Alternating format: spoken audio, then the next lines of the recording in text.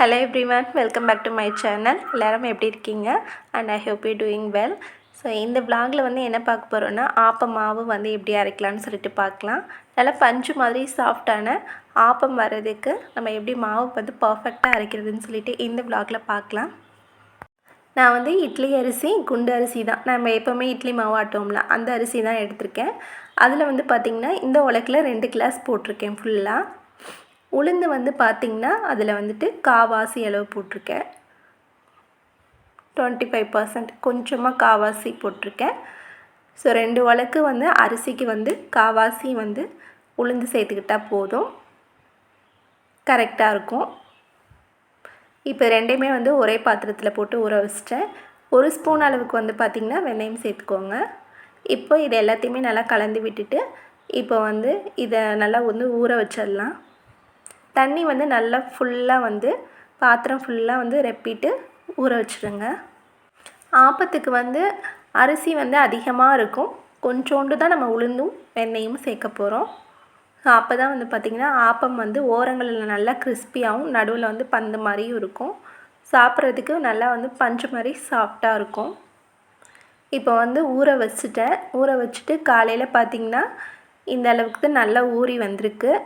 நிறையா அரிசி தான் இருக்கும், அங்கங்கே வெந்தயம் அங்கங்கே உளுந்திருக்கும்.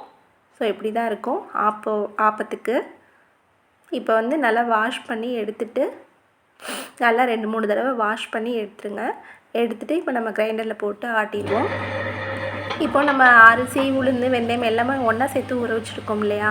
ஸோ நீங்கள் எடுத்தோடனே வந்துட்டு எல்லாத்தையும் போட்டதுக்கப்புறம் தண்ணி வந்து அதில் இருக்க கொஞ்சம் தண்ணி இருக்கும் பார்த்திங்களா, அதுலேயே வந்து அது நல்லா அரைப்பட்டுரும். அரைப்பட்டதுக்கப்புறமேட்டு தான் நீங்கள் கொஞ்சம் கொஞ்சமாக வந்து தண்ணி தெளித்து ஆட்டணும். இல்லைன்னா வந்து அங்கங்கே இருக்க அந்த வெந்தயம் உளுந்து இதெல்லாம் அரைப்படாது. ஏன்னா நம்ம வந்து சீக்கிரமாகவே வந்துட்டு ஆட்டி எடுத்துருவோம் ஆப்பம் மாவு. அதால் வந்துட்டு நீங்கள் தண்ணி அதிகமாக சேர்த்துட்டிங்கன்னா உளுந்து வெந்தயம்லாம் சரியாகவே அரைப்படாது. அதுக்காக சொல்கிறேன். நல்லா வந்து மாவு அரைப்பட்டதுக்கப்புறம் நீங்கள் கொஞ்சம் கொஞ்சமாக தண்ணி தெளிச்சுட்டு அதுக்கப்புறம் ஆட்டிக்கலாம். அப்போ தான் அந்த உளுந்து வெந்தயம்லாம் அரைப்படும். இப்போ வந்து இதுக்கு தேவையான உப்பு சேர்த்துட்டு இது கூடவே ஆட்டிடுறேன். மாவோட கன்சிஸ்டன்சி பார்த்திங்கன்னா நம்ம இட்லி மாவுலாம் ஆட்டுவோம்ல, அரிசி எந்த கன்சிஸ்டன்சியில் இருக்கும் அரிசி ஆட்டி எடுத்தோம்னா, ஸோ அதே மாதிரி தான் இது இருக்கணும்.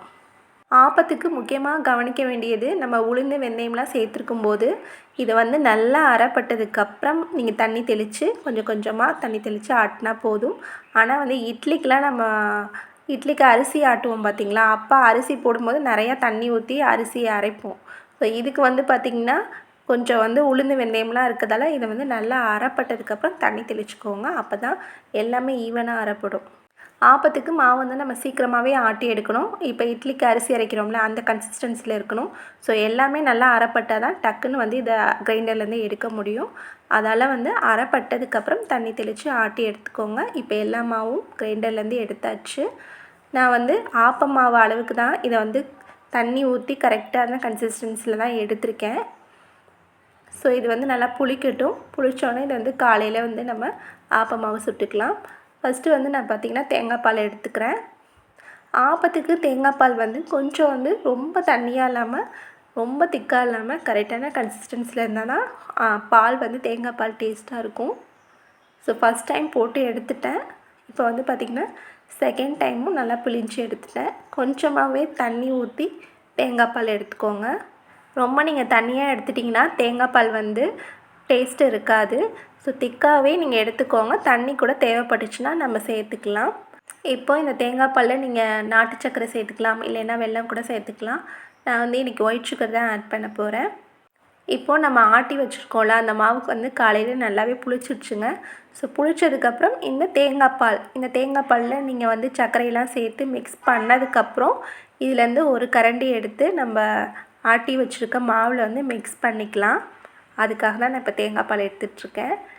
இப்போ தேங்காய் பால் வந்து கரெக்டான கன்சிஸ்டன்சியில் எடுத்துட்டேன். இப்போ இதில் வந்து ஒரு 4 ஏலக்காய், நீங்கள் ஏலக்காய் பவுட்ரு இருந்தால் கூட அதை கூட கொஞ்சம் போட்டுக்கலாம். ஒரு அரை டீஸ்பூன் போட்டுக்கலாம், 1/4 டீஸ்பூன் போட்டுக்கோங்க. நான் 4 ஏலக்காய் பிச்சு போட்டுவிட்டேன். அப்புறம் தேவையான சுகர் சேர்த்துக்கிட்டேன். இப்போ மாவு வந்து பார்த்திங்கன்னா நல்லா புளிச்சிருச்சு.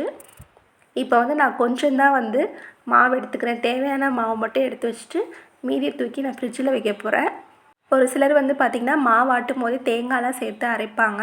ஸோ அந்த மாதிரி அரைச்சோம்னா நம்ம ஃப்ரிட்ஜில் ஸ்டோர் பண்ணி வைக்க முடியாது. இந்த மாதிரி மாவாகவே அரைச்சி எடுத்து வச்சிட்டிங்கன்னா நம்ம தேங்காய் பால் தேவைப்படும் போது மிக்ஸ் பண்ணிக்கலாம். இப்போ வந்து பார்த்திங்கன்னா நான் எடுத்து வச்சுருக்க அந்த மாவில் வந்து 1 கரண்டி அளவுக்கு தேங்காய் பால், 1½ கரண்டி அளவுக்கு தேங்காய் பால் மிக்ஸ் பண்ணிவிட்டேன். இப்போ வந்து கரெக்டான கன்சிஸ்டன்சியில் மாவு எடுத்துக்கோங்க. எடுத்துட்டு இப்போ வந்து கடாயில் வந்துட்டு ரொம்ப நேரம் இந்த ஆப்பக்கடாயில் ரொம்ப ஹீட் ஆகிடுச்சுன்னா, இது இன்கேஸ் வந்து நான்ஸ்டிக்காக இருந்துச்சுன்னா ரொம்ப நேரம் ஹீட் ஆகிடுச்சுன்னா அதில் ஒட்டாது, மாவு ஊற்றினீங்கன்னா ஒட்டாது. ஸோ ஹீட் ஆனதால தான் இந்த சைடு வந்து பார்த்திங்கன்னா ஒட்டாத மாதிரி இருக்குது பாருங்கள். 1 கரண்டி வந்துட்டு ஊற்றிட்டு லைட்டாக வந்து இது இப்படி ட்விஸ்ட் பண்ணி விட்டால் போதும். சீக்கிரமாகவே வெந்துடும் உங்களுக்கு. ஓரங்களெல்லாம் பார்த்திங்கன்னா உங்களுக்கு வந்து கிறிஸ்பியாக இருக்கும், நடுவில் மட்டும் பந்து மாதிரி இருக்கும். பார்த்தாவே தெரியும்னு நினைக்கிறேன் உங்களுக்கு. ரொம்ப சாஃப்டாக இருக்கும். நான் சொன்ன இந்த ரேஷியோவில் நீங்கள் வந்து அரைச்சி பாருங்கள். நல்லா வந்து சாஃப்டாக இருக்கும், பஞ்ச் மாதிரி இருக்கும். நம்ம தேங்காய் பால் ஊற்றினோடனே வந்து பார்த்திங்கன்னா அப்படியே வந்து டக்குன்னு அப்சர்வ் பண்ணிக்கும். ஸோ அந்தளவுக்கு வந்து அந்த ஆப்ப மாவு வந்து ரொம்ப சாஃப்டாக இருக்கும். ஸோ நான் இன்னொரு டைமும் ஊற்றி காட்டியிருக்கேன் பாருங்கள். லைட்டாக வந்து ட்விஸ்ட் பண்ணிவிட்டு மீதி இருக்க மாவை அப்படியே வந்துட்டு இறக்கி விட்டிங்கன்னா நடுவில் போய் செட்டில் ஆகிக்கும். செகண்ட் டைமும் ஊற்றிட்டேன். இப்போ வந்து என் பையனுக்காக தான் ஊற்றிட்டுருக்கேன், எங்கள் குட்டி பையனுக்கு. ஓகே ஃப்ரெண்ட்ஸ், இந்த வீடியோ உங்களுக்கு பிடிச்சிருக்குன்னு நினைக்கிறேன். இந்த வீடியோ யூஸ்ஃபுல்லாக இருந்துச்சுன்னா மறக்காமல் என்னோட சேனலை சப்ஸ்கிரைப் பண்ணிக்கோங்க. கூடவே லைக் அண்ட் ஷேர் பண்ணுங்கள். மறக்காமல் உங்கள் கருத்துக்களை கமெண்ட் பாக்ஸில் சொல்லுங்கள். தேங்க்ஸ் ஃபார் வாட்சிங். Bye bye.